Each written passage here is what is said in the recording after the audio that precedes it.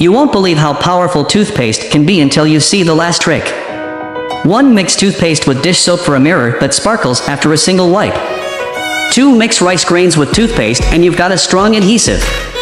3. Mix toothpaste with warm beer, and your white shoes will never yellow. 4. When mom isn't looking, cut off a corner of the toothpaste tube and put it in the toilet tank.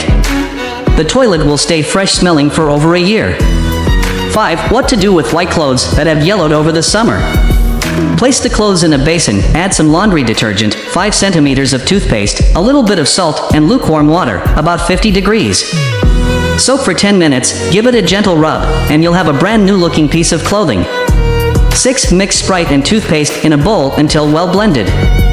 Pour it into a spray bottle and use it on the big white wall that the naughty child at home has doodled on. Spray and wipe, and it's clean. 7. For stubborn black oil stains at the bottom of the pan, add 1 centimeter of toothpaste, baking soda, white vinegar, and Sprite. Stir and let it soak for 1800 seconds. Wipe gently with a towel to easily remove the oil stains. Follow me to learn more practical tips and tricks.